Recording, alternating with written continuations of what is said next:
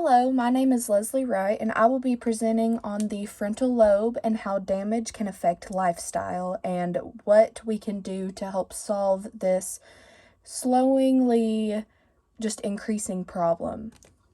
So first, I would like to give an overview. So I will be covering the importance of recognition, executive functioning abnormalities, theory of mind versus executive function and damage, emotional deficits, increased symptoms of schizotypy, location of damage in relational/social instances, and finally, the need for investigation, which I will tie into my methods and models proposal. So first, we have the importance of recognition. So starting out with the symptoms, there are personality and affect changes, executive function and task discrepancies, emotional and relational roadblocks, and an increase in schizotypy symptoms. The next thing I'm going to talk about is the abnormalities. So we can see it's very common to have the social behavior messed with, the anxiety increased, the orderliness decreased, the mental flexibility and attention also having some issues. So a very common case that has changed the world of physiological psychology is the case of Phineas Gage. Gage, who was once a mild-mannered and kind man, became an ill-tempered and stern dictator. Gage was within the job and workspace of the railway when a rod came up and pierced his head. It went through his frontal lobe, which damaged it, and it was a miracle that he survived. He then had a complete personality shift, and not only could his friends notice, but he could also notice that he felt completely different. So next, I would like to talk about some of the executive functioning abnormalities that we can see pop up. So in some of the research problems within this, though there's considerable research on these functions, unfortunately, it has remained fairly difficult to measure executive function in these patients. There's typically quite a bit of executive functioning research within some more common things like ADHD, but now we're seeing that traumatic brain injured patients, especially with frontal lobe damage, don't have as much research to be able to back them up and to be able to help them get through some of these difficulties that they're experiencing. So next is the multiple errands test. This is the prefrontal cortex is unchanging in this study, providing evidence to difficult roles in planning, problem solving, and specific problems in social situations. So in this study, also called the multiple errands test, of course, the specific test asked individuals participating to plan errands in a shopping mall. This study showed consistent results that those with damage made more strategic errors than those with healthy frontal lobes. Within problem-solving tasks, those with damage gave fewer valid solutions to social problems in particular. The prefrontal cortex is unchanging in this study, as I've said, and this can help show these really difficult roles that they have within their frontal lobe. So next, I would like to get into the memory study on 4 patients.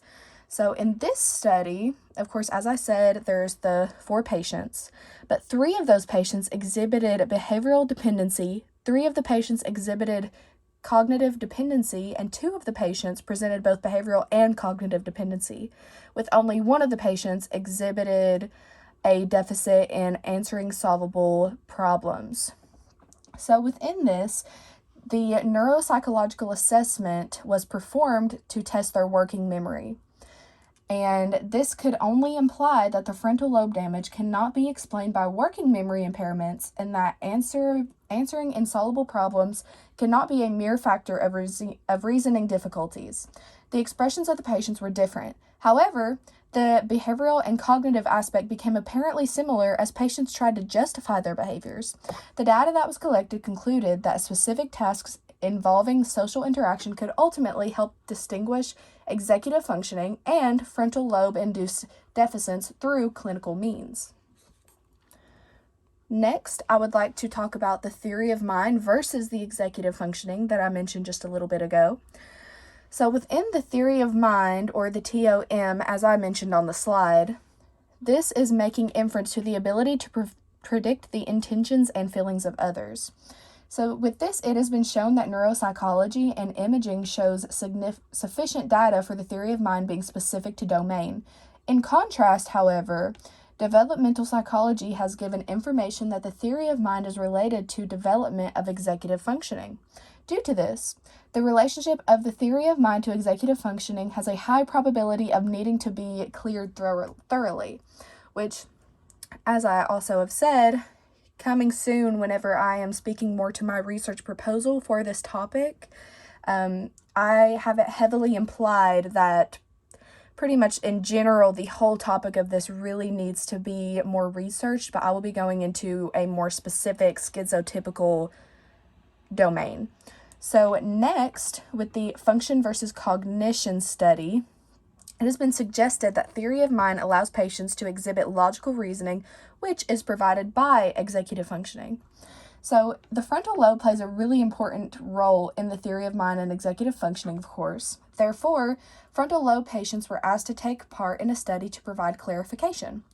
The study consisted of 23 frontal lobe damage patients and 20 healthy patients. Significant differences were found for the component of executive functioning, as a difference was clarified in personality but not cognitive. The study had suggested that the theory of mind allowed patients to exhibit this logical reasoning, which, of course, as I said, was provided by the executive functioning. But subsequently, the process of effective reasoning in theory of mind is separate from executive functions. This displayed that the scores were lower for those with a damaged frontal lobe. The contribution that this study concluded with is that the two are distinct, but they're typically comorbid. The findings showed that the theory of mind is heavily influenced by the processes provided by executive functionings, which then brought us to our last topic within this section, is into the division. It has been concluded by a few research topics that I had pulled from in my paper that the appropriate way of separation of these topics is by understanding that the theory of mind and executive functioning should be divided into two types of reasoning, aka the mutually dependent and the cognitive resource sharing, which, as you can see, I put in my slide. So next, I would like to talk about some of the emotional deficits that we can see in some of these patients. So first, I would like to talk about the associations. The damage of the frontal lobe is also persistent in associations with emotional disturbances and diminished motivations, such as the irritability, anger, aggression, lack of insight, apathy, and lack of initiative. The presence of basic emotions is not impaired after damage. However, recognition of cues within emotions becomes a deficit. This has been suggested that the effects of damage can be characterized into the three components of social, emotional, decision-making, and motivation, as you can see, which is my next topic. So the disturbed social and emotional behavior can be seen through the irritability, the social appropriateness, and the lack of insight, which then shows the dysexecutive functioning decision-making, shows a lot of initiative, lack of planning, and poor judgment and impulsivity. Finally, within this topic, it has brought up a combat veteran study. So, as you can see, I've explained that this reports a newly found aggression, decreased happiness, and increased antisocial behavior from those close to a veteran, and also that was self-reported.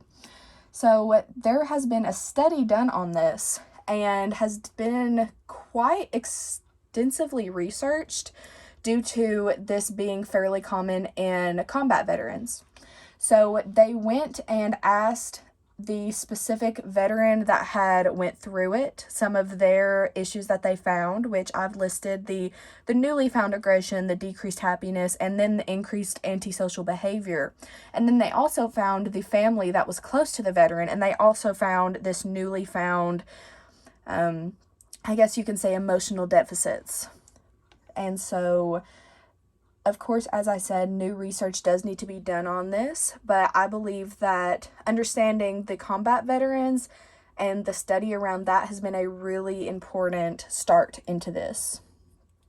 So next, I would like to talk about the increased symptoms of schizotypy, and this is also where I will be focusing a lot of my proposal research into, which will be coming soon. So, within the levels of this, the data shows that those who experience brain damage displayed heightened levels of schizotypy that stays constant with physiological mental illness. So within that, some of the commonalities that can be seen is that this also continues to show reduced social skills empathy, and an association between empathy and schizotypy levels. Which, of course, brings me into the need for research. So, further research is definitely needed for a direct understanding of the correlation between the poor social behavior outcome of brain damage and schizotypy. However, the relationship between the two has been potentially suggested to be a relevant topic of interest, which is why we definitely need to have more information on this because, of course, there isn't a whole lot of causation behind it, but there is much correlation, and it has definitely proved to be possibly a very relevant topic that needs to be highly researched in order to find hopefully a solution into this.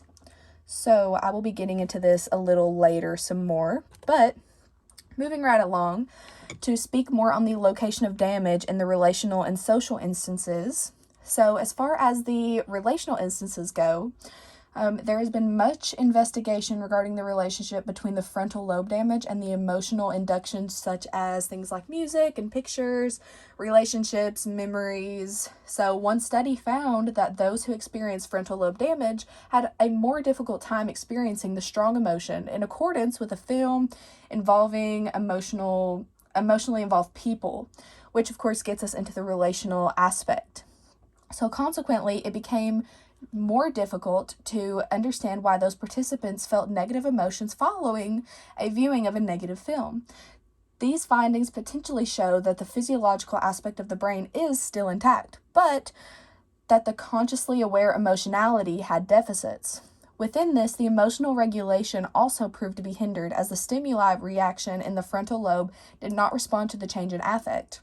There has also been another proposal from a study that suggested that incidental emotion is processed separately than intentional emotion. So the same individuals mentioned above were then entered into another study involving reading sentences involving emotional and neutral content. This found that healthy-minded individuals slowed down for the emotional content, whereas those with damaged frontal lobes did not. Similarly, there was a study done on individuals with frontal lobe damage to a different portion of the prefrontal cortex, and this showed that those individuals did not react to any stimuli except emotional ones. These results show that emotional reasoning may be entirely up to the location of the brain damage within the prefrontal cortex, which of course I've mentioned on my slide about the relevance of the location of this damage. So, the frontal lobe damage may change one experience within recognition of the emotions of those around them specifically. So, as we can see within this study, it was able to identify that even just in the relational instances, this can completely impact how people react within their situations with loved ones, within friends, or even within strangers. And it's a lot harder for them to be able to make those connections because they're lacking some of those deficits in their emotionality and their ability to be able to relationally connect. And again, some people may not have as much of an issue with this, but that also goes back into the relevance of their location. So the next portion of this is within the social domain. So in the frontal lobe studies, it has also been suggested that the neural basis of intellectual intelligence has impairments with perceiving facial emotions. This could be associated with the temporal and lateral frontal damage, whereas emotional management could be related to damage of the insula and parietal cortex. One study that is consistent with this information is one that is explained within one of the studies that I've mentioned in my research proposal paper.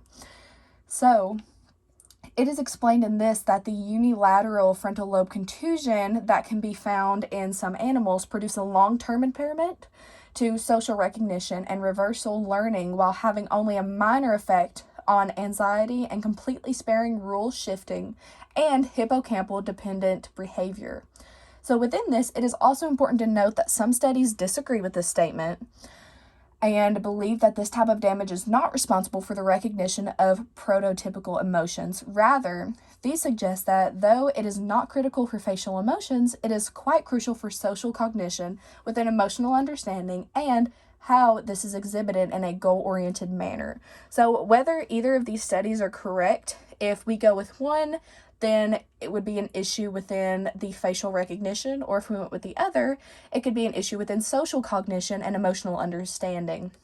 So, though they do not quite agree with each other. In both of these, it is saying that there is definitely an issue within the social cognition, within the social relevance, and this can easily give a slight or great difficulty in the relevance to the social instances due to the location. So, moving on, I would also like to get into the biggest issue, which is the need for investigation. It was a lot more difficult for me to find information on this topic than I thought. I wanted to go over and through this because I'm fairly interested in it. However, finding information came to be quite difficult. So, of course, in the importance of this has really become a topic of discussion due to the detrimental effects of brain damage in general. But